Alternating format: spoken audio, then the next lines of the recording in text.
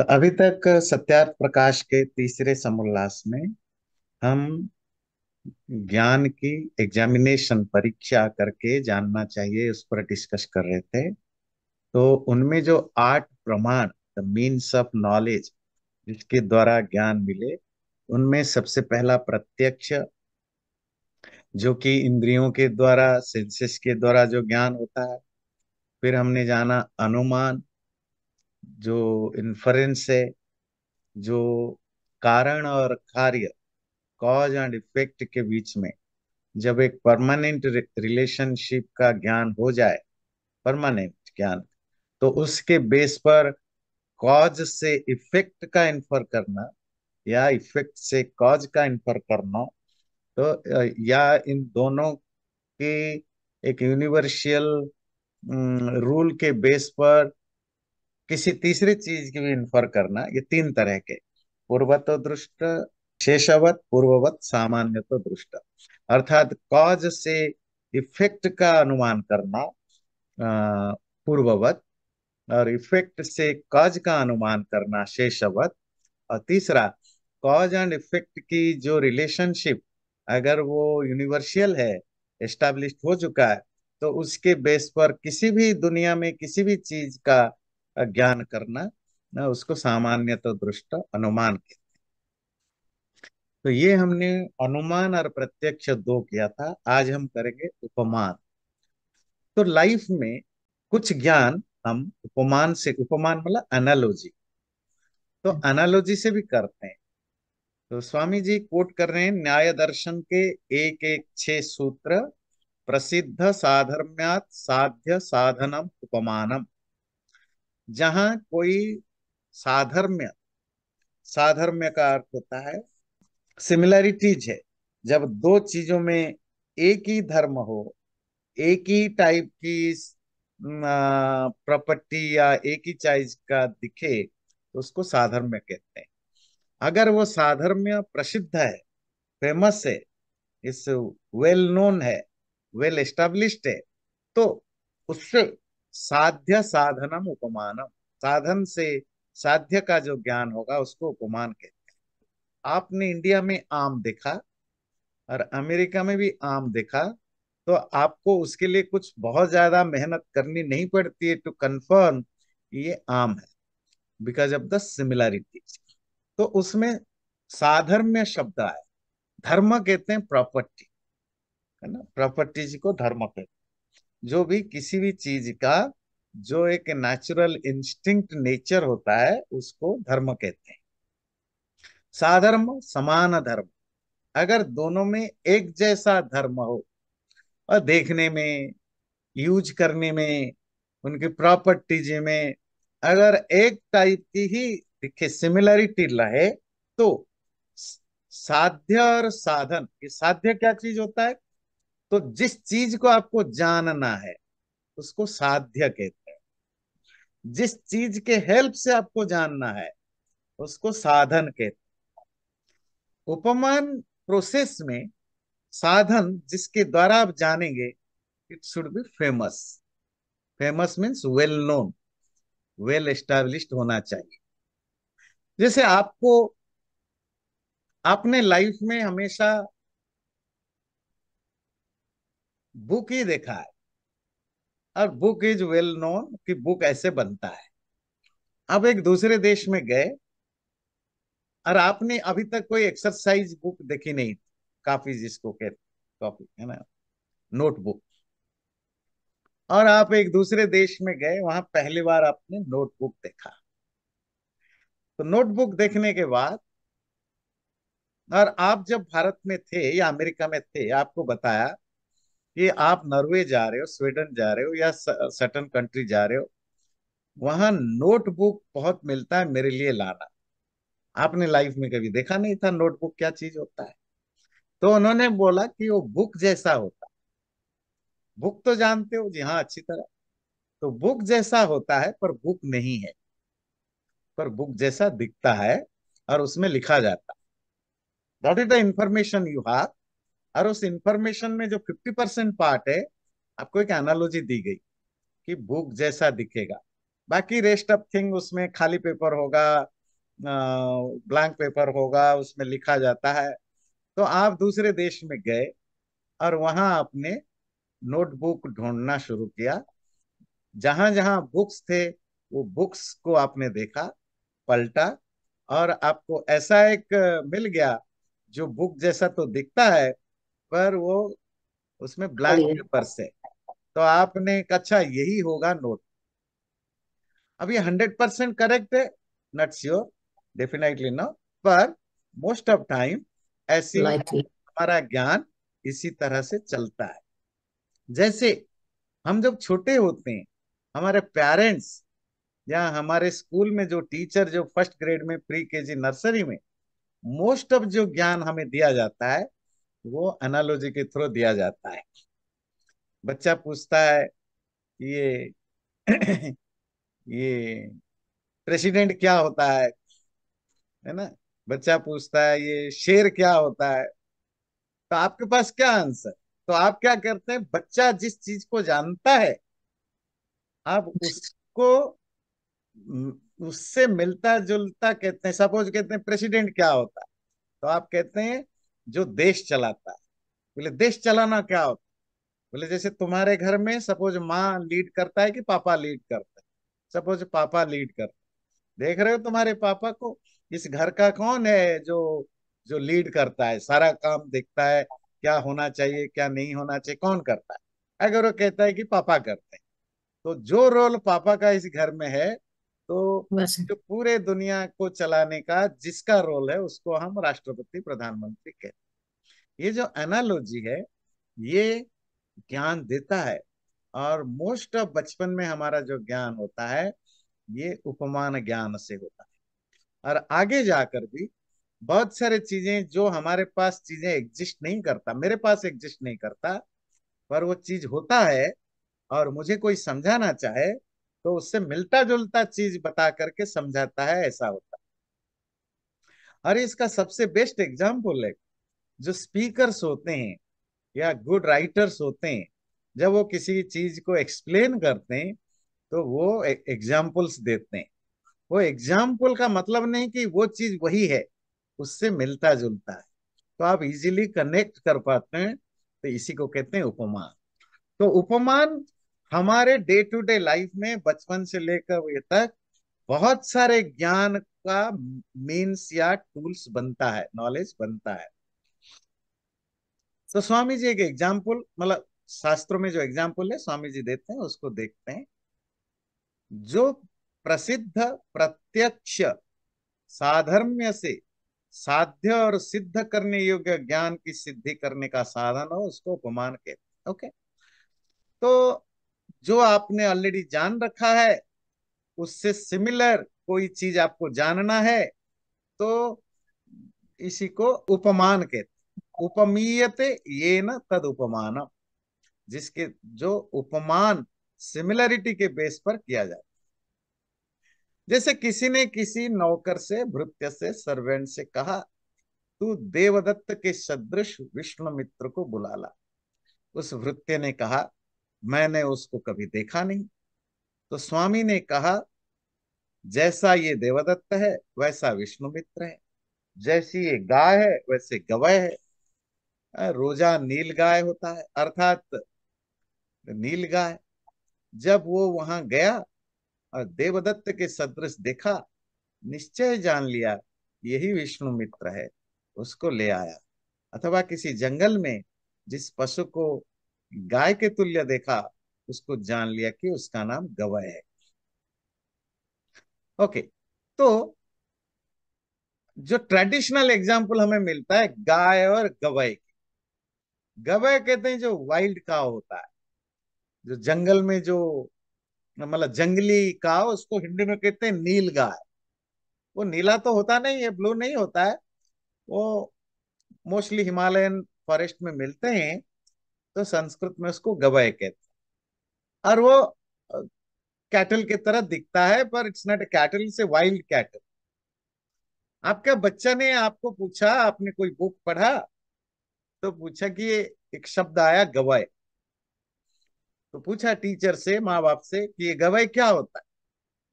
जी ये जंगल में रहते हैं जानवर। कैसे जानू? मैं जंगल जा रहा हूं, कैसे पता चलेगा कि मैंने गवाह देखा? बोले जो गाय जैसा दिखे, जंगल में रहता है, पर ऐसा एनिमल जो गाय जैसा बिल्कुल हो पर वाइल्ड हो, तो वो गवाह है। तो व्यक्ति जब जंगल जाता है, हाँ, गवाह याक मैंने इंग्लिश में देख ये लिखा है, you want to know what है याक? ओके याक, है ना? वो हिमालयन फॉरेस्ट में रहते। तो आप हिमालयन बेल्ट में जंगल में गए, वहां आपने एक याक देखा, गवाह देखा, तो आपको याद आया, और टीचर ने, माँ ने, पापा ने बताया था, जो भैंस जैसा दिखे पर जंगल में रहता हो उसी को गाय कहते हैं, नहीं गवाह कहते हैं। तो आप समझ गए, अच्छा यही गवाह होगा। तो ये है, एक एग्जाम्पल दिया। दूसरा एग्जाम्पल, कभी कभी हम कहते हैं, हाँ, अब किसी ने अपने किसी से बोला कि जाओ देवदत्त से मिलो, देवदत्त से उधार लिया था 10 रुपए, उसके लेकर के आओ। जैसे कंपनी में, ऑफिस में काम करते हैं लोग, तो उसने सर्वेंट को भेजा, जा देवदत्त के वहां से 10 रुपए वापस लेकर आओ। बोले मैं तो कभी मिला नहीं हूं, कैसे जाना?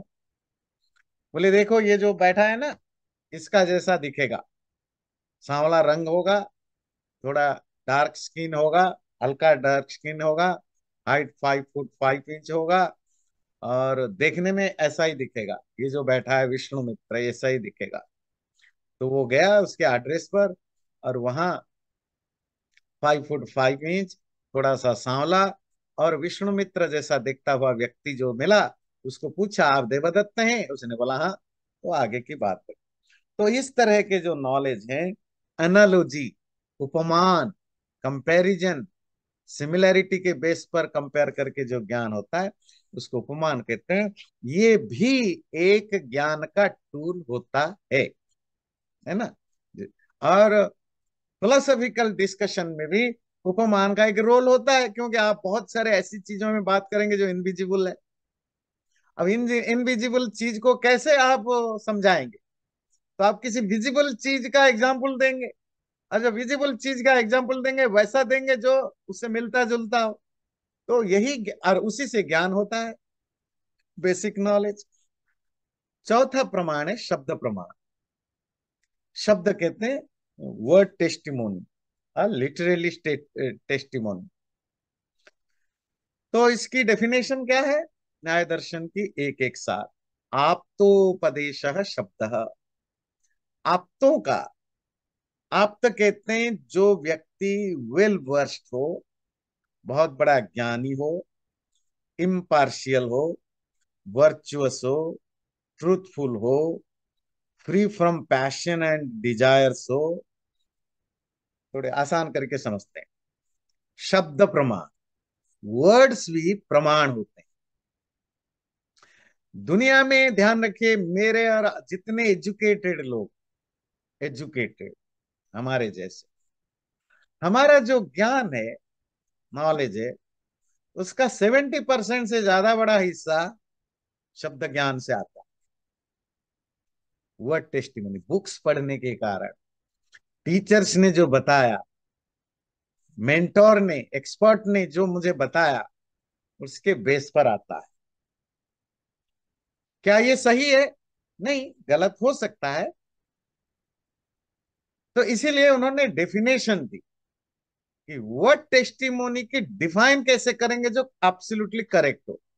बोले आप्त का उपदेश, उपदेश मतलब प्रवचन, जो स्पीच है, जो बोला जाता है, वो रिटन फॉर्म में हो या ओरल फॉर्म में हो, जो स्टेटमेंट है, जो स्टेटमेंट है वो रिटन या ओरल फॉर्म में हो, वो है शब्द। पर कोई भी चीज बोला गया, लिखा गया, सब प्रमाण होंगे? बोले नहीं, आप्त के द्वारा बताया गया। इट शुड बी रिटन और स्पोकन बाय एन आप्त। ये आप्त क्या है? उसकी डेफिनेशन देते हैं, यथार्थ वक्ता।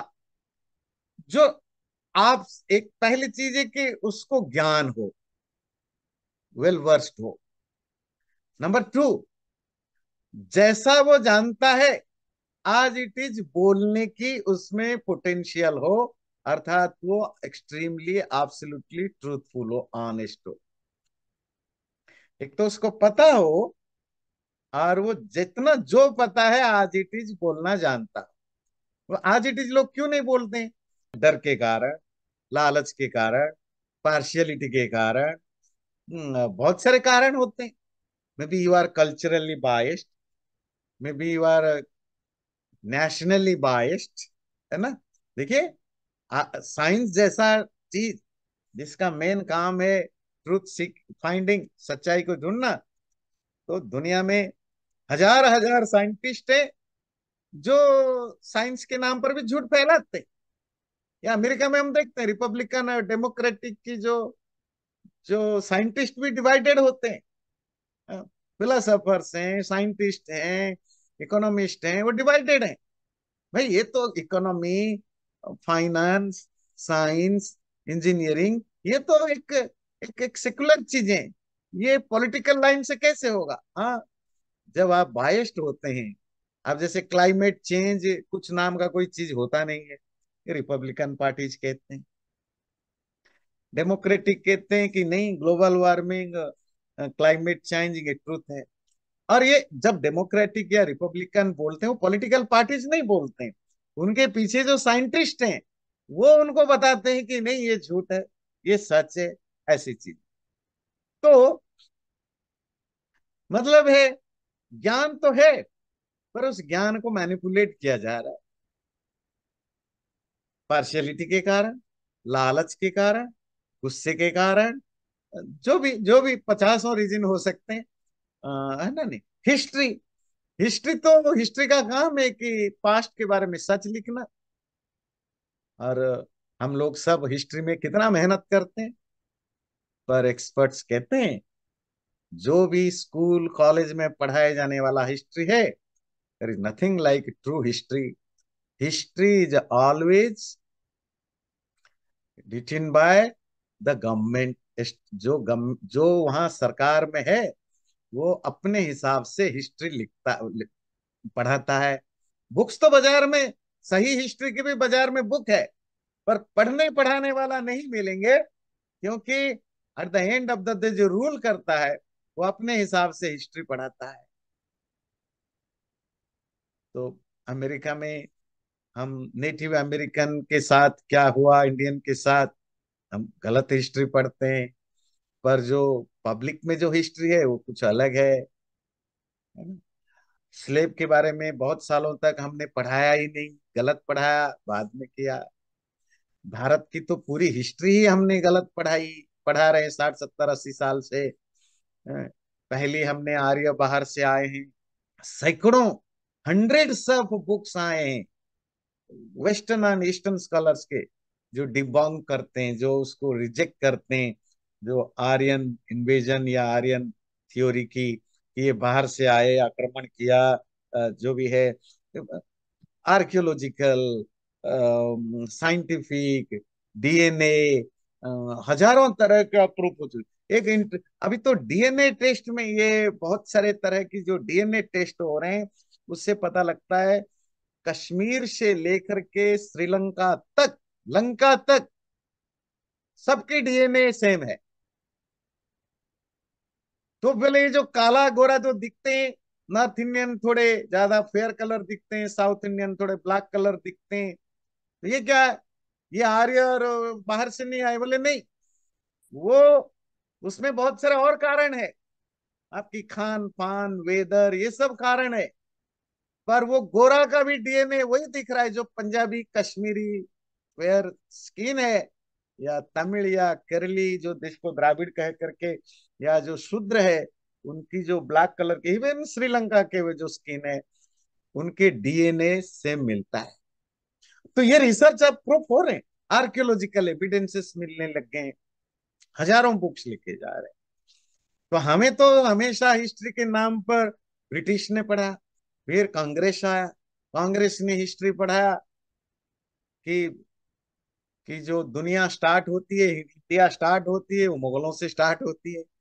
और जो नया इंडिया है, वो कांग्रेस से स्टार्ट होती है। और जो महात्मा गांधी है, he is the father of nation, है ना। ऐसा कोई इंडियन है जिसको नहीं पता कि Mahatma Gandhi is father of nation? पर अभी पता चला आरटीआई के through, right to get information की जो रूल के थ्रू, कि गवर्नमेंट के किसी भी डॉक्यूमेंट में कोई इस तरह की मेंशन नहीं है कि Mahatma Gandhi is known as father of nation. देश की आजादी की जितनी लड़ाइयां हुई, सिवाय कांग्रेस लीडर का और किसी के बारे में पढ़ाया नहीं जा रहा, और उनको गलत तरीके पोर्ट्रे किया गया। Gandhi father of nation, Nehru uncle of nation, चाचा नेहरू, हाँ, इंदिरा अम्मा, मदर, आगे बढ़ा तो पूरे नेहरू फैमिली प्लस गांधी, यही है आजादी की लड़ाई और देश। जब सरकार बदले 60-70 साल के बाद, अब पता चला, नहीं पता तो बाकी लोगों को था, पर स्कूल कॉलेज में नहीं पढ़ाया जाता था। भाई हजारों लाखों ऐसे फ्रीडम फाइटर्स रहे जिन्होंने अपनी जान दी, लीडरशिप प्रूव की, उनके बारे में कोई पढ़ा नहीं।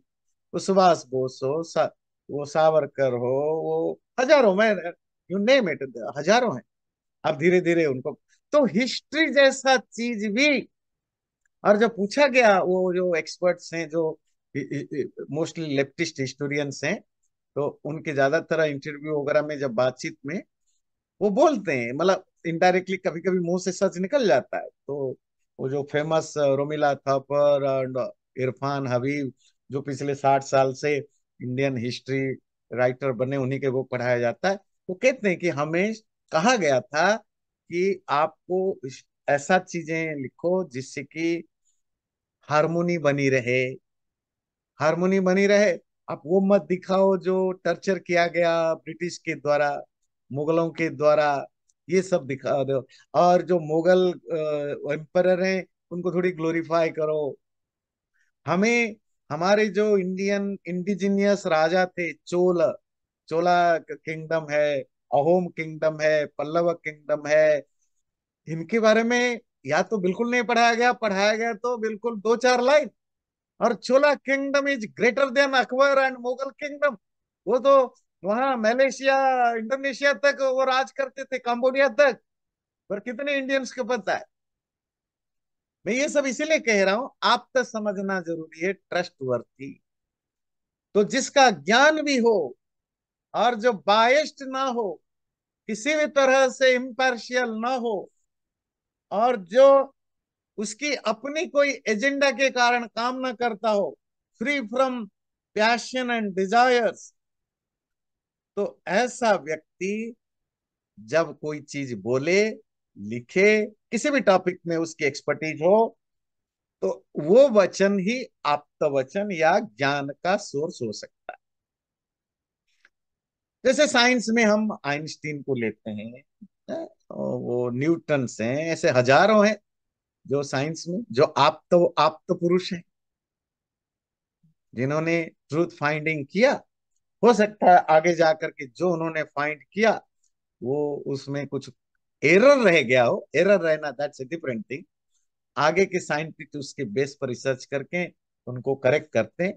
पर कम से कम वो बायस्ड नहीं थे, इन्फ्लुएंस्ड नहीं थे, किसी एजेंडा के कारण नहीं किया था, जो उन्होंने जाना आज इट इज।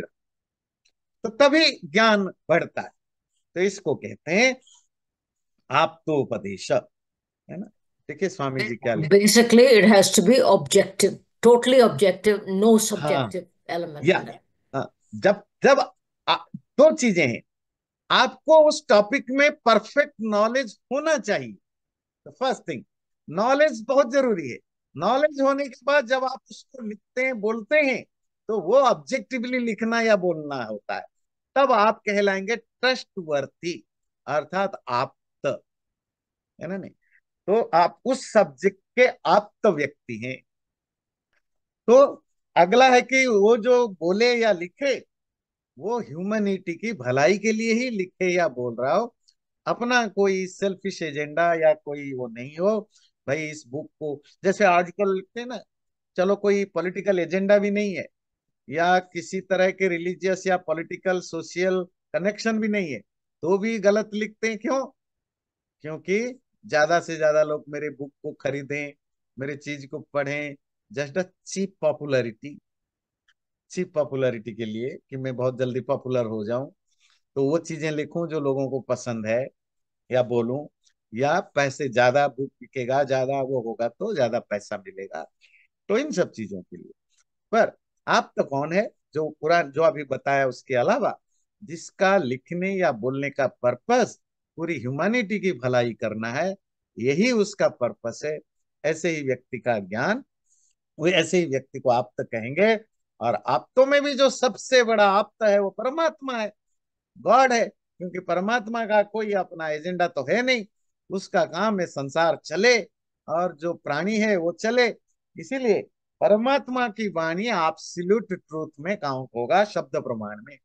तो ये स्वामी जी कह के कह रहे हैं, इसीलिए जो वेद है, वेद क्यों हिंदू सनातन धर्म की परंपरा में शुरू से लेकर आज तक, अल्दो आज ज्यादातर लोगों को वेद ना पढ़ना आता है ना सुनना आता है, पर तब भी वेद को हमारे यहाँ सबसे बड़ा प्रमाण माना जाता है, द हाईएस्ट ऑथोरिटी शब्द प्रमाण में माना जाता है। क्यों? क्योंकि हमारा यहाँ जो ट्रेडिशनल मानना है कि ये परमात्मा के द्वारा दिया गया ज्ञान है, क्योंकि परमात्मा बायस्ड नहीं होता, सभी की भला चाहता है। इसीलिए ये परमात्मा की वाणी होने से वेद एब्सोल्यूट ट्रूथ की कैटेगरी में, शब्द प्रमाण में सुप्रीम शब्द प्रमाण के रूप में इसको माना जाता है। बाकी जो ग्रंथ हैं, वो ग्रंथ अगर वेद के अनुसार बात करते हैं, या तो अगर वो चीजें वेदों में नहीं है तो वो कॉज एंड इफेक्ट आदि साइंटिफिक प्रोसेस के द्वारा सही हो, या वेद के जो बताया गया है उसके उसके अनुसार हो, उसके अपोजिट ना हो, तब वो प्रमाण की कैटेगरी में या प्रमाण की कोटि में आते हैं। यह है शब्द प्रमाण। तो अभी तक हमने चार प्रमाण जाना, प्रत्यक्ष, अनुमान, उपमान और शब्द। पांचवा, द फिफ्थ वन इज ऐतिह्य, इतिहास और हिस्ट्री। हिस्ट्री भी एक प्रमाण होता है। प्रमाण ध्यान रखिए, प्रमाण मतलब मीन्स ऑफ नॉलेज। जो इतिह अर्थात इस प्रकार का था, उसने उस प्रकार किया, अर्थात किसी के जीवन चरित्र का नाम ऐतिह्य है। इतिहास में दो शब्द है, तीन शब्द है। इति, दस, ऐसा, जो भी स्टोरी बताया गया, ह डेफिनेटली, पक्का, आह, बोला गया है, इतिह आस, आस, था, जो अभी बताया गया वैसा ही था, इसको कहते हैं इतिहास। किसी इंडिविजुअल, किसी व्यक्ति की जो लाइफ है वो भी हिस्ट्री है, या किसी कंट्री की, देश की, स्टेट की, अ, उसकी जो भी हिस्ट्री है वो भी इतिहास है। और इतिहास का सिंपल मीनिंग है जो रियली घटा उसको आज इट इज प्रेजेंट करने को इतिहास बोलते हैं। तो इतिहास का ज्ञान क्यों, जो इतिहास के द्वारा भी ज्ञान होता है, किसका ज्ञान होता है? पास्ट का ज्ञान। May be the history of science, history of technology, history of art, history of राज्य, history of state craft, history of art craft science technology, जो भी वो एग्रीकल्चर, हर पास्ट को जो जानना होता है उसको इतिहास कहते हैं। और इतिहास के ज्ञान से फायदा क्या होता है कि आप अपने प्रेजेंट को उसी के हिसाब से मॉडिफाई करते हैं। अगर सही घटा था उसको कंटिन्यू करते हैं, अगर गलत हुआ था तो आप ना करें, इसके लिए आपको मैसेज मिलता है। जैसे दुनिया के हर मोस्ट ऑफ नट हर मोस्ट ऑफ देशों में हम हिटलर को पढ़ाते हैं। क्यों पढ़ाते हैं? हिस्ट्री के रूप में, कि पता चले कि ऐसी कोई कोई ऑथोरिटेरियन व्यक्ति जब आता है तो क्या नुकसान होता है, कैसे लाखों लोग मारे जाते हैं, कैसे लड़ाइयां होती हैं। हमारे रामायण के बारे में कहा जाता है कि रामायण क्यों पढ़ना चाहिए। रामायण और महाभारत को इतिहास की कैटेगरी में ट्रेडिशनली माना जाता है। तो उसमें कहते हैं रामादिवत प्रवर्तितव्यम न रावणादिवत। इसीलिए रामायण जैसा इतिहास पढ़ना, क्योंकि राम के तरह बनना, रावण की तरह नहीं बनना। रावण की तरह बनने में क्या मुश्किल प्रॉब्लम्स होते हैं, राम की तरह बनने से क्या फायदे होते हैं। तो ये जो जानना कि सही क्या है गलत क्या है, मोरालिटी, वैल्यूज, अर्थात नैतिकता या धर्म को कैसे लाइफ में इंप्लीमेंट करते हैं, जब इंप्लीमेंट करते हैं तो क्या कंसिक्वेंसेस होते हैं, जैसे राम को कंसिक्वेंसेस भोगना पड़ा, पर एट द एंड रिजल्ट कैसे वो महान बनते हैं। रावण जो धर्म को नहीं मानता, तो उसका रिजल्ट क्या हुआ और हिस्ट्री में रहा। तो इतिहास पढ़ने से हमें पास्ट का ज्ञान होता है, और पास्ट का ज्ञान हमें प्रेजेंट और फ्यूचर को बेटर बनाने में यूज करता है। तो ये है इतिहास। तो ये भी एक प्रमाण कैटेगरी में आता है। प्रमाण मतलब मीन्स ऑफ नॉलेज, किसी को जानने की तरीका। तो ये इतिहास भी एक प्रमाण। अगला प्रमाण है अर्थापत्ति। छठा अर्थापत्ति, अर्थात आपद्यते सा अर्थापत्ति, कंक्लूजन या deduction. It is a conclusion which naturally follows from the statement of a fact. किसी ने आपसे कुछ कहा, या कुछ आपने सुना, या कुछ आपने पढ़ा, या कुछ आपने देखा, प्रत्यक्ष किया, वो जो ज्ञान आपको हुआ, उस ज्ञान से जो ज्ञान आपको नहीं हुआ है उसका आप डिडक्ट कर लेते, कंक्लूड निकाल देते हैं। जैसे किसी ने कहा, पीनो देवदत्त दीवान भूंगते। देवदत्त नामक मेरा दोस्त है, जो बहुत मोटा है, फैट है, और वो दिन में नहीं खाता। स्टेटमेंट यही है, देवदत्त जो मोटा है वो दिन में नहीं खाता। पर पर जो आपको ज्ञान हुआ, वो ज्ञान ये नहीं हुआ। ज्ञान हुआ ये रात को खाता है, और रात को ज्यादा खाता है। मतलब कैसे पता चलेगा आपको? कंक्लूजन। क्योंकि खाना खाने से मोटापा आता है। खाना खाओ, काम ना करो, मोटापा आता है। हम जनरल स्टेटमेंट करते हैं, आप कहेंगे नहीं, कुछ बीमारियां होती हैं जिसमें मोटा हो जाते हैं, वो तो एक्सक्लूसिव केस है। इन जनरल केस, है ना। तो खाना आप खाते हैं तो आप मोटा होते हैं, कम काम करते हैं। और देवदत्त काम नहीं करता और दिन में भी नहीं खाता, तो सामने वाला समझ गया कि ये रात को बहुत खाता।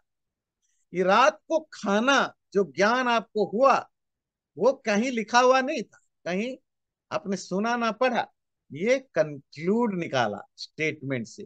वो स्टेटमेंट लिखा हुआ हो या पढ़ा हुआ हो।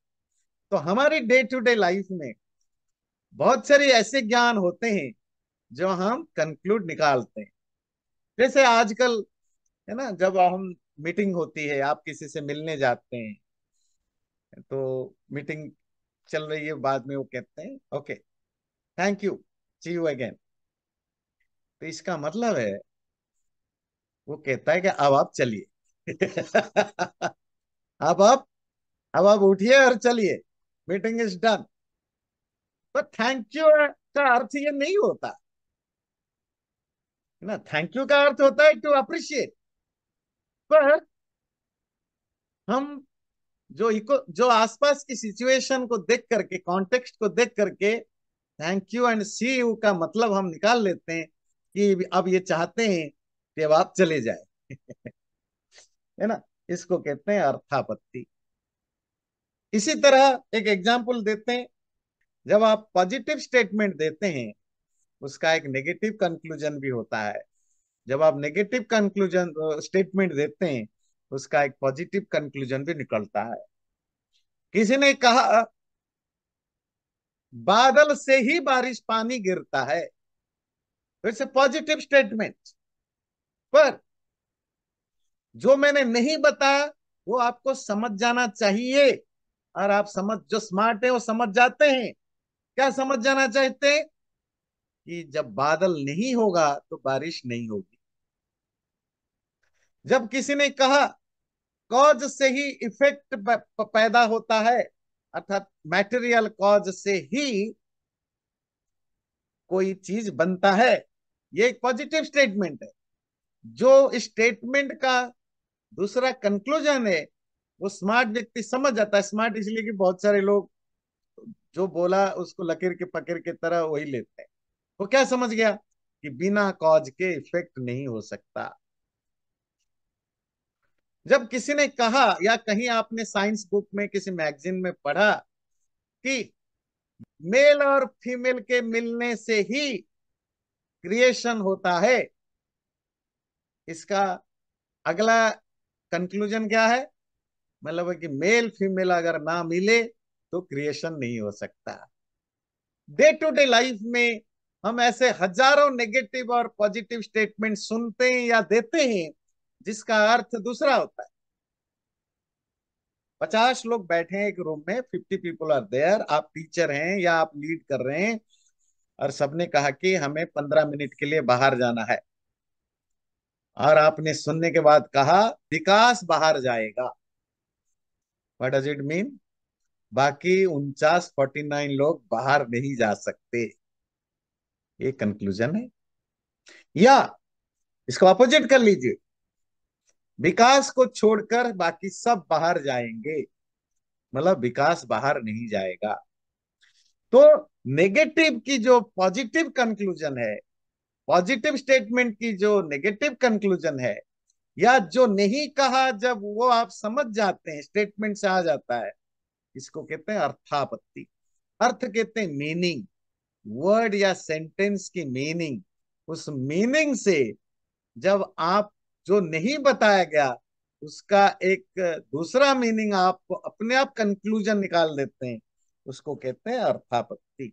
ये भी हमारे जो डे टू डे लाइफ में बहुत सारे ज्ञान का कारण होता है। सातवां है संभव। संभव का अर्थ होता है पॉसिबिलिटी। संभवती यस्मिन स संभव। कोई कहे कि माता पिता के संग के बिना संतान उत्पत्ति, किसी ने मृतक जलाए, पहाड़ उठाए, समुन्द्र में पत्थर तराए, चंद्रमा के टुकड़े किए, परमेश्वर का अवतार हुआ, मनुष्य के सिंग दिखे, बांझ का बेटा या बेटी का विवाह हुआ, ये सब असंभव है, क्योंकि ये सब बात सृष्टि क्रम के विरुद्ध है। जो बात सृष्टि क्रम के अनुकूल है वही असंभव है। संभव, पॉसिबिलिटी। जो इम्पॉसिबल है वो ज्ञान अगर आपको हुआ है वो गलत ज्ञान है। वो ज्ञान केवल राइट ज्ञान हो सकता है जिसमें जो आपने जाना उसमें पोटेंशियल हो टू बी पॉसिबल। जैसे बिना मेल और फीमेल के कनेक्शन से संतान पैदा हो जाता है। कोई कहे कि मैंने मरा हुआ आदमी डेड बॉडी में जान ले आया, लाइफ ले लिया। कोई कहे मैं चांद को दो टुकड़े करके एक पीस ले आया। मतलब कोई कहे मैं स्काई में फ्लावर, फूल खिला दिया। मैं एक व्हाइट पेपर को फूंक करके डॉलर बना देता है। मैजिशियंस बनाते हैं, पर मैजिशियन डिस्क्लेमर देते हैं मैजिक। मैजिक इज मैजिक क्या है? Skill, illusion and delusion. तो skill plus illusion plus delusion equal to magic. Real नहीं है। पर कोई दावा करे कि मैं व्हाइट पेपर को डॉलर में चेंज कर सकता हूं, तो ये इम्पॉसिबल है। तो ये गलत प्रमाण है। इसी तरह कोई कहे इंसान का, मैंने एक इंसान देखा जिसके सींग है, जिसके थॉर्न है। तो इन कंक्लूजन, जो भी स्टेटमेंट लॉ ऑफ नेचर के अगेंस्ट हो, प्रकृति के नियम के विरुद्ध हो, परमात्मा लॉ ऑफ गॉड के अगेंस्ट हो, परमात्मा के लॉ के विरुद्ध हो, वो सब गलत है। ये ये संभव प्रमाण, अर्थात इफ इट इज इवन आपने देखा भी है, अगर सामने देख रहे हो किसी इंसान के सर पर दो सिंग है, ये प्रत्यक्ष है, तो भी संभव प्रमाण से वो रिजेक्ट होता है। संभव मतलब ये पॉसिबिलिटी नहीं है। There is no potential in a human head to create the throne. कोई बीमारी हो, दैट्स ए डिफरेंट थिंग, हो ही नहीं सकता। तो जो भी नेचर के लॉ के खिलाफ है, प्रकृति के नियम या परमात्मा की व्यवस्था के खिलाफ है, वो असंभव है। तो अगर ये रूल हम फॉलो करने लगे, हर व्यक्ति सीख जाए, तो दुनिया में ये रिलीजियस लीडर जो दुनिया भर में हर रिलीजन में जो जो वो फैला रखे हैं, है ना, कि ये क्या प्रेयर करने से कैंसर ठीक हो जाएगा, ये करने से ये ठीक हो गया, तो ये जो वो क्रिश्चियनिटी, इस्लाम, मॉडर्न हिंदुइज्म, ये बीमारियां ही ठीक हो जाए, ये जो ब्लाइंड बिलीफ खत्म हो जाएगा, जब वो संभव प्रमाण मानने लगे। संभव law of nature, law of God के खिलाफ। तो स्वामी जी ने उसमें अवतार को भी रखा। लास्ट है अभाव। तो आठवां अभाव। अभाव का अर्थ होता है absence। जो चीजें न भवती यस्मिन सो अभाव। absence और निगेशन, बोले निगेशन भी एक प्रमाण है। जैसे किसी ने किसी से कहा हाथी ले आ, और उसने वहां हाथी का अभाव देखकर जहां हाथी था वहां से ले आया। अभाव प्रमाण कैसे देखिए? अभाव का मतलब होता है निगेशन और एब्सेंस। अभी आप यहां बैठे हो, आप मेरे साथ बात कर रहे हो, मैं लाइब्रेरी में, आर्य समाज की लाइब्रेरी में बैठा हूं। इसका मतलब है मैं इस समय घर में नहीं, घर में मेरा absence है। अगर मेरी एग्जिस्टेंस को आपने प्रूफ कर लिया कि मैं 11:57 को, 11:57 AM को मैं ह्यूस्टन के आर्य समाज के लाइब्रेरी में बैठा था, इफ यू प्रूव्ड इट, तो फिर मेरा एग्जिस्टेंस उस समय ना मेरे घर में, ना आपके घर में, और दुनिया में और कहीं नहीं हो सकता। अब कहेंगे इस तरह के प्रमाण का क्या यूज है? बहुत बड़ा यूज है। कोर्ट में ये बहुत काम आते हैं, ये क्या है ना, कि आपने मारा था, आपने चोरी किया था, तो आप क्या प्रूव करते हैं? अभाव प्रमाण, कि मेरा वहां प्रेजेंट नहीं, मेरा वहां absence था।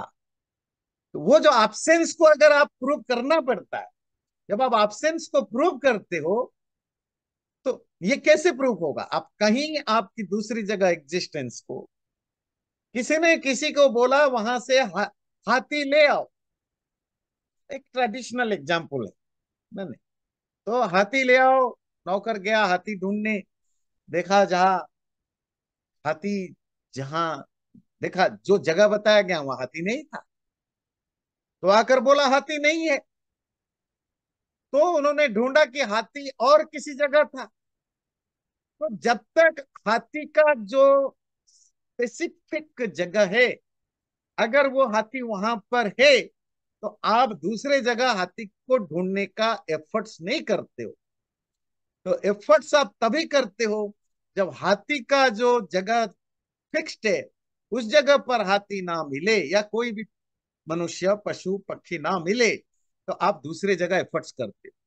तो ये एफर्ट्स कब होता है? Based on the knowledge. Knowledge of what? Knowledge of absence। तो अभाव बेसिकली चार तरह के absence होते हैं। उसको कहते हैं कोई वस्तु बनने से पहले वो absent होता है। जैसे ये मोबाइल फोन, सपोज इसकी जो मैन्युफैक्चरिंग डेट है, अगर वो 2015 फरवरी है, तो 2015 फरवरी से पहले ये सेल फोन का absence था। हाँ, उसको कहते हैं प्राग भाव। जो भी याद है, प्राग भाव मतलब something is absent, something has an absence before it's creation. जैसे मेरा जो डेट ऑफ बर्थ है, उससे पहले मैं absence था। जब, बात समझ में आती है? इसको कहते हैं प्रागभाव, पैदा होने से पहले जो अब्सेंस होता है, ये यूनिवर्स बनने से पहले उसका अब्सेंस था, ये उसका प्रागभाव। अगला है प्रध्वंस भाव, जब ध्वंस हो जाएगा, जब वो डिस्ट्रॉय हो जाएगा, उसके बाद उसकी एग्जिस्टेंस दोबारा नेगेशन में चला जाएगा, उसका अस्तित्व खत्म हो जाएगा। ये घर आज है, अगर ये घर टूट गया 50 साल के बाद, फिर यहाँ घर नहीं होगा, वो लैंड होगा, जमीन होगा, कुछ होगा। So now it there was a house but there is no house, यहाँ एक घर था, अब नहीं। तो वो चीजों के नष्ट होने के बाद जो उनका एब्सेंस होता है उसको कहते हैं प्रध्वंसाभाव। तीसरा होता है नित्य अभाव। कोई चीज कभी नहीं हो सकता, ना पास्ट में था, ना प्रेजेंट में है, ना फ्यूचर में हो सकता है। कौन? जो जो लॉ ऑफ नेचर के खिलाफ है। जैसे सूरज में कभी पानी नहीं हो सकता, तो सूरज में पानी का जो अभाव है उसे एब्सोल्यूट अभाव है, एब्सोल्यूट एब्सेंस, अत्यंत अभाव उसको कहते हैं। जो फोर्थ कैटेगरी है वो कहते हैं इतरेतरा भाव, अन्योन्या भाव। अगर आप मेरी डेफिनेशन बनाना चाहें, मैं एक ह्यूमन बीइंग हूं, तो उसको जब आप पूरी तरह डिफाइन करते हैं, तो मेरे में जब आपने कहा कि मैं एक ह्यूमन बीइंग हूं, दैट मीन्स मेरे में नॉन ह्यूमन बीइंग की एग्जिस्टेंस नहीं है। मेरे में घोड़ा नहीं, मैं घोड़ा नहीं हूं। There is absence of her, घोड़ा, गधा, उल्लू, जो भी है, अपैच, बंदर मेरे में नहीं है। इसी तरह बंदर में मनुष्य नहीं है, गाय में मंकीनेस का अभाव है, मंकी में काउनेस का अभाव है, ह्यूमन बीइंग में पत्थर का अभाव है, पत्थर में उसका अभाव है। चेतन कॉन्शसनेस में मैटेरियलिटी का अभाव है, मैटेरियल चीजों में कॉन्शस का अभाव है। ये म्यूचुअल एब्सेंस है। ये म्यूचुअल एब्सेंस का ज्ञान जरूरी है to establish the accurate thing. किसी चीज की एक्यूरेसी को फिक्स करने के लिए डेफिनेशन में, तो आपको उसकी जो म्यूचुअल एब्सेंस को भी, उसको कहते हैं अन्योन्य अभाव। तो इस तरह अभाव 4 तरह के होते हैं, वो तो हम डिटेल पढ़ेंगे। तो आज हमने 8 प्रमाण, मेन तो प्रत्यक्ष और अनुमान, जो हमने 1-1 घंटा क्लास ली। बाकी आज हमने बाकी 6 प्रमाण का पढ़ा। अगर कोई क्वेश्चन वगैरह हो तो नेक्स्ट टाइम फिर और डिटेल में डिस्कशन करें। चैनल को सब्सक्राइब जरूर करें और वीडियो अच्छा लगे लाइक भी जरूर करें।